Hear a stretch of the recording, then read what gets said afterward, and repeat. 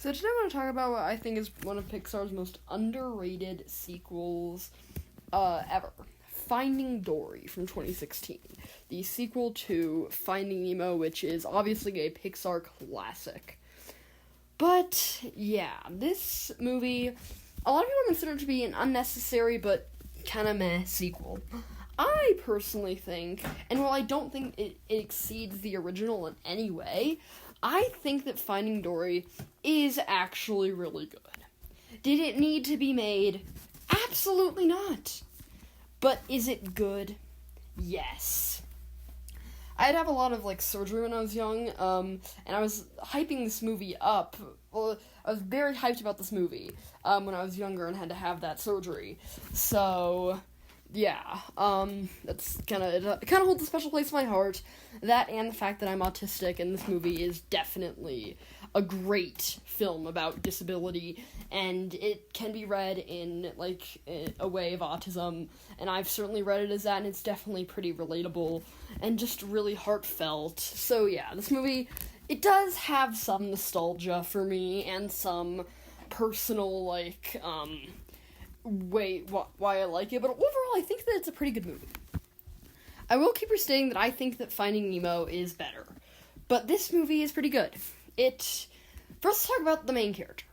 I think that swapping Dory for Marlin as, the main character, I think that was actually a pretty good move.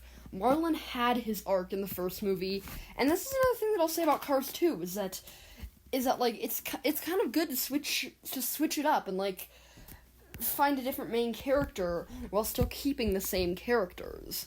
But, yeah, this film does a really good job of, expanding Dory and answering some questions that we had, that maybe some people had, after the first movie. How can she speak whale? What was her backstory? And, just to clarify, this was not something that they came up with for this movie. According to Andrew Stanton, Dory was always written as kind of a tragic character, and exactly how this movie portrays her inner struggles. But yeah, we see Dory's backstory from the beginning, and it's great. She gets lost from her parents, and I love the flashbacks that are throughout this movie. In fact, initially in Finding Nemo, they were going to have flashbacks scattered throughout the movie, and intertwined with the fishing net scene, we would have seen the tragedy of, the Barracuda. But they eventually cut that, and I think that's for the better. But with Finding Dory, I think that it really, really works. Especially with Dory's memory loss issues.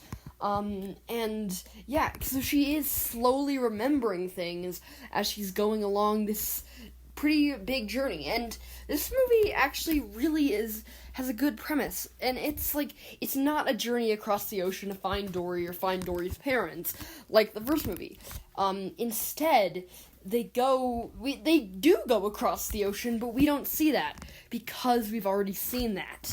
We go to an aquarium in California, which, again, great location. I love California, it's my favorite state. And I remember going to the Monterey Bay Aquarium, sometimes when I was younger, and so, very recognizable location for me, and just a really good setting. The first movie did have the tank, but it wasn't a full-blown theme park aquarium like this movie. And yeah, speaking of, new parts of this movie, let's talk about the new characters. The new characters are really good. I love Hank. He's definitely a highlight of the movie. Becky is a pretty fun comedic side character. So is Gerald, though I don't like him as much, and I don't really like kind of maybe the ableism going on with him, but that's just how I'm reading into it. But, Destiny and Bailey are two pretty good main characters. Not main characters, but they're nice introductions, and I like the way that they kind of mix with Dory's backstory and how they already have a connection to her, and with the whale speak thing, which is arguably one of Dory's most iconic moments. But how about how this movie treats our characters from the first movie? Obviously, with Dory being the main character, they do great. Her arc is great. Her entire character throughout this movie is just great. But how about Marlin and Nemo? This is something I hear talked a lot about this movie, is Marlin and Nemo and how they're treated. I personally think Yes, it's a little repetitive of the first movie, and yeah, you could cut them out of the movie, and the movie would kind of still be the same.